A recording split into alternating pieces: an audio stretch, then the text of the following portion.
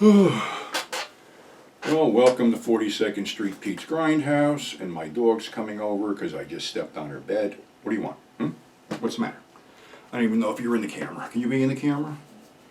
We can be in the camera. Yes, we can, because you're a good dog. You see this thing here? Oops, brought that out.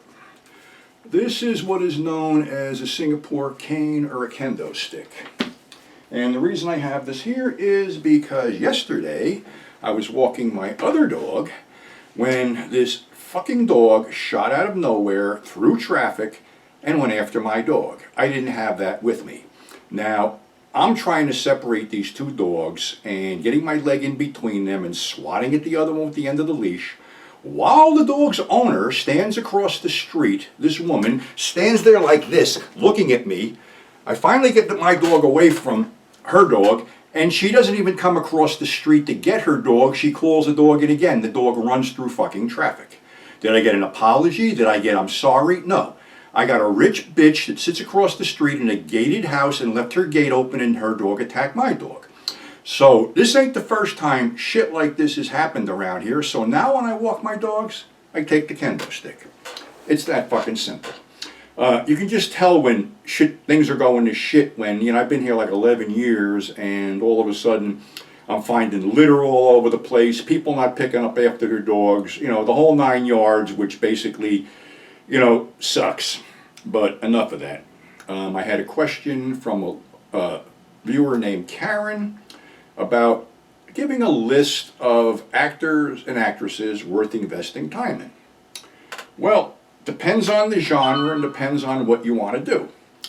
My whole thing is I don't like current stuff at all. I've given it a shot.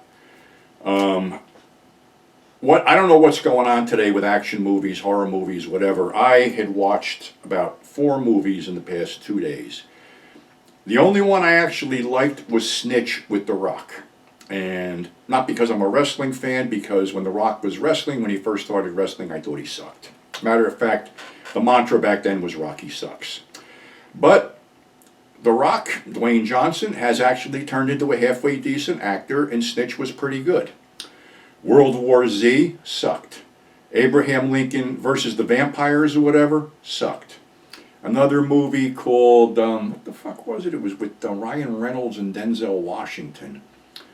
Safe House. That kind of sucked. The reason I'm saying this sucked is because this action is all like video game shit.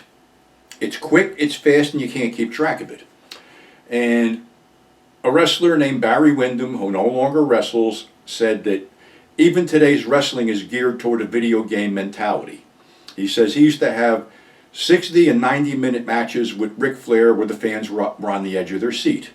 I know, because I was one of them. But it wouldn't fly today, because if you watch today's current product, it opens up with a wham, bam, bam, shooting all over the place, boop, boop, boop, boop, bunch of false finishes, and finally a pinfall, where a pinfall would have happened, 20 minutes into the match because of whatever. But fuck it.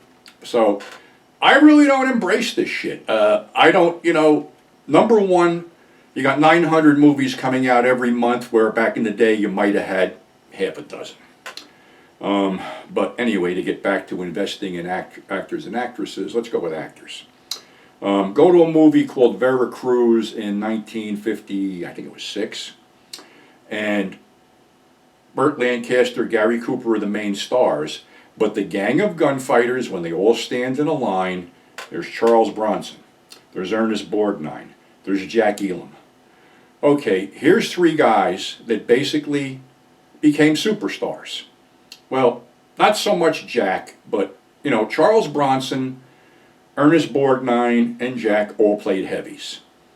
Ernest Borgnine won an Academy Award for basically a dramatic role, Marty. But he was also, he was a great heavy. He was in Bad Day at Black Rock.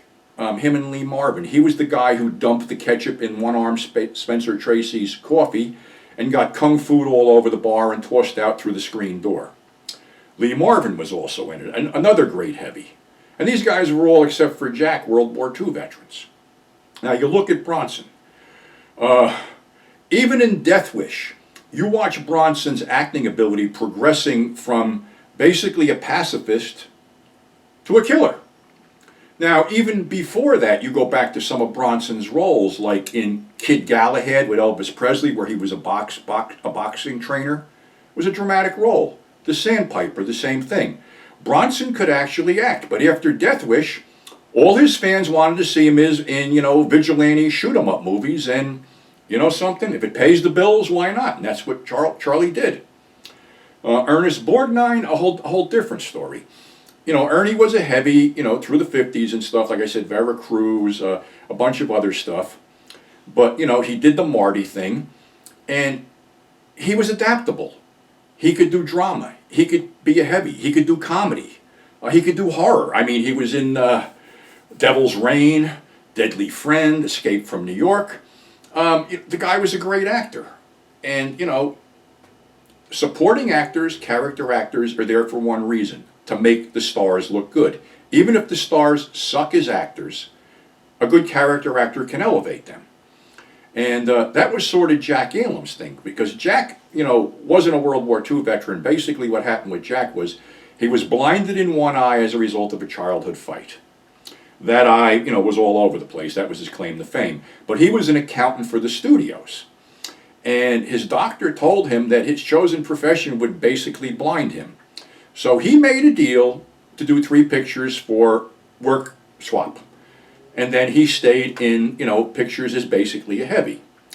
But Clint Walker was the guy who cast him against type in Night of the Grizzly. And the producers went to him and said, "Clint, what the fuck? Jack's a heavy." And he goes, no, Jack can pull this off. I have complete faith in Jack pulling this off. Jack pulled off a comedy role, playing off this little kid. It seems that Jack did have a flair for comedy and was cast, in Support Your Local Sheriff and Support Your Local Gunfighters as a comedic sidekick to James Garner. So, Jack could act. Unfortunately, any leading role Jack got was either in a low-budget horror movie or a big picture. But Jack could act and did some TV and did a bunch of stuff. Other guys, let's go with, my favorite, Lee Van Cleef. And you might say, well, Lee Van Cleef was always typecast as a heavy. Yeah, that's the reason he quit acting. He had it. The thing was that basically Sergio Leone needed another, American star for his second film.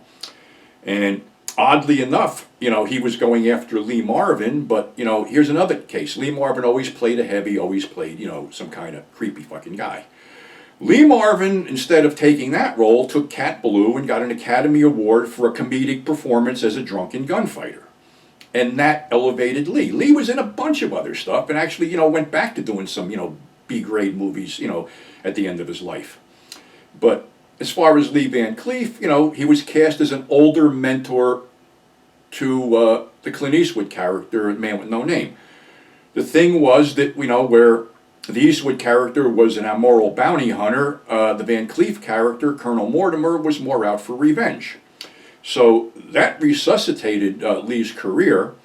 And again, he did, more gunslinger roles, but he was also in this movie called Mean Frank and Crazy Tony, where he played a mafia don, and he played it beautifully.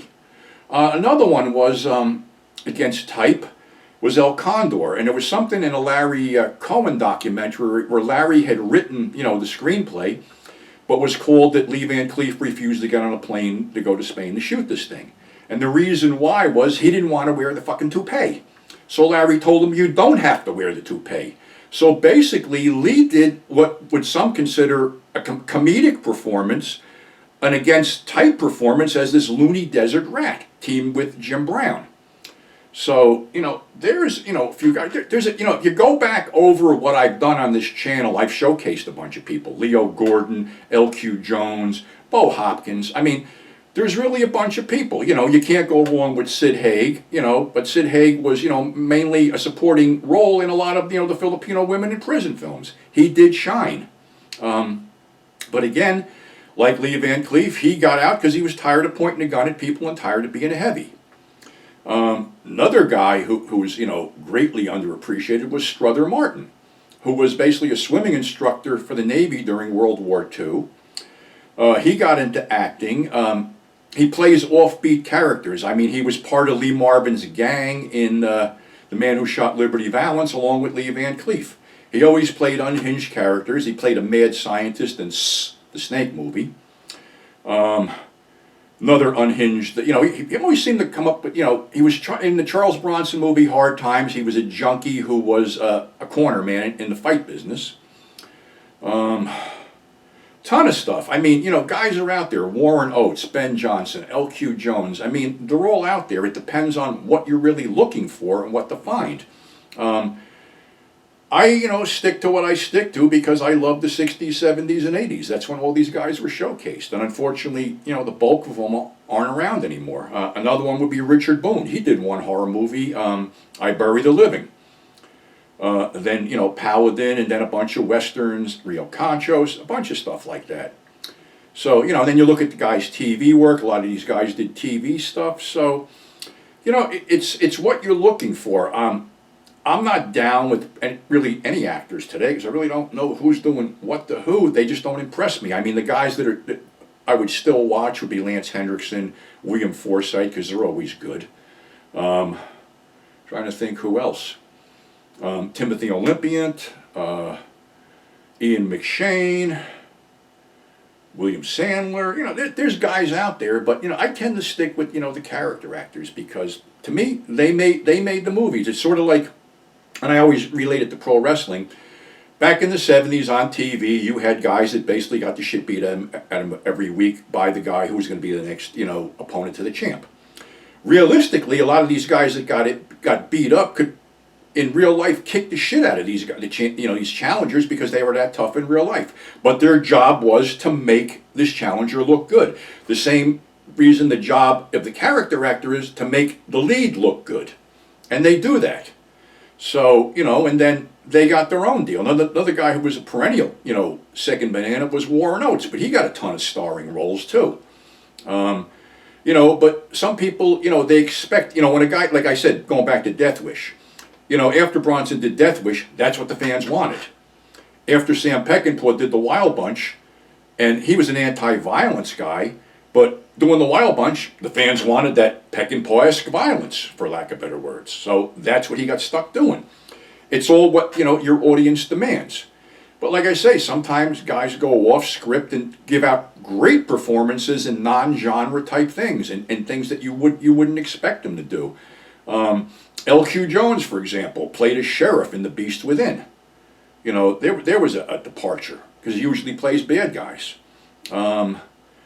There's just some great character actors out there. I could run a laundry list out there, but the thing I would do is, if somebody interests you, go on the IMDb, look at his body of work, and see what interests you that you would like to check out.